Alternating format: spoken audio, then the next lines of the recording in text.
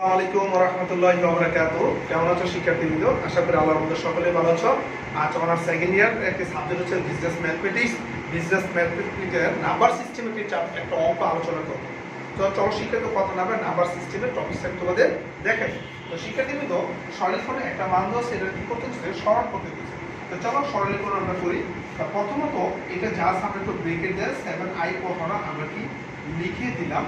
ঠিক আছে শিক্ষার্থীবৃন্দ, এবার একটু খেয়াল করো এর কি লসাগুটা প্লাস আকারে আছে মাইনাস আকারে আছে, এটা কি মাইনাস, আমরা উভয় পক্ষে কি প্লাস দিয়ে দিব, উভয় পক্ষে প্লাস আকারে দিব।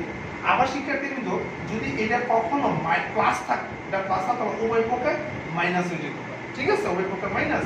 চলো শিক্ষার্থীবৃন্দ এখন নিচেরটা করে নিচেরটা আমরা একটু শেষ করি। 2 এর উপর স্কোয়ার থাকলে দেখো 2 দিয়ে আমরা 2 এর উপর স্কোয়ার দিয়ে দিলাম, তারপর মাইনাসে প্লাসে মাইনাস 3 তারপর উভয় পক্ষে লিখতে পারি 3i স্কোয়ার। এবার শিক্ষার্থী এখানে চলে এসো 9 এর 2 দিয়ে গুণ 9 দুগুণে কত 18 প্লাসে প্লাসে প্লাস 9 এর 3 দিয়ে গুণ 3 9 27 এখন i এর i। এবার শিক্ষার্থী এখানে মাইনাস মাইনাস মাইনাস 7 দিয়ে দুটো গুণ দিবা, যেমন মাইনাস লিখলাম 7 এর 2 দিয়ে 7 দুগুণে 14, তারপর মাইনাসে প্লাসে মাইনাস 3 এর 7 দিয়ে গুণ 3 7 কত 21 আর i স্কয়ার।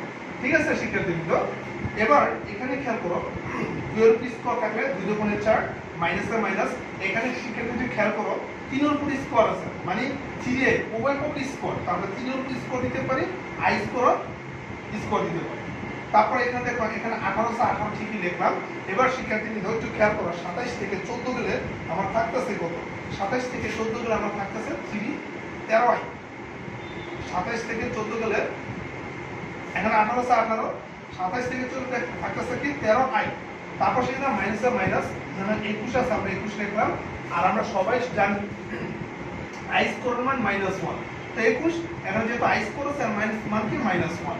তারপর শিক্ষার্থীবৃন্দ এখানে একটু খেয়াল করো নিচে 4 আছে আমরা 4 লিখলাম মাইনাস 3 এর স্কয়ার 3 3 9 আর i স্কয়ার মানে কি -1, এটা আমরা সকলেই জানি। তারপর এখানে 18 প্লাস এখানে আর কি আছে 13i আছে, আমরা 13i লিখলাম। তারপর সেখান থেকে আমরা মাইনাস এখানে কি করো মাইনাসে মাইনাসে কি প্লাস 21 আর 21 এক দিয়ে গুণলে 21 হতে 21।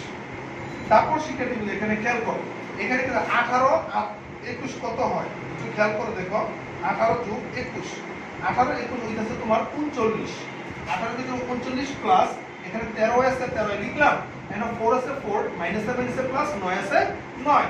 তো শিক্ষার্থীবৃন্দ খেয়াল করো এখানে 39 আছে আমরা 29 লিখলাম, প্লাস আছে প্লাস 13 আছে 13 লিখলাম। তো 9 আর 4 কত 9 আর 4 হচ্ছে কত 13।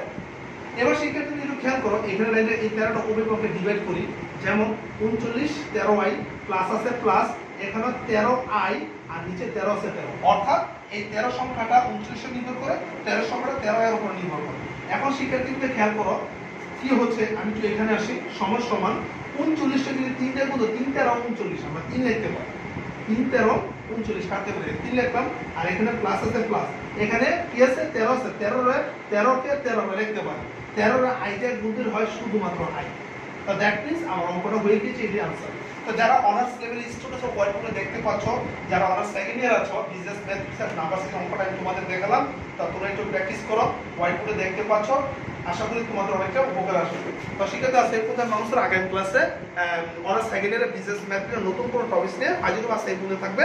আল্লাহ হাফেজ।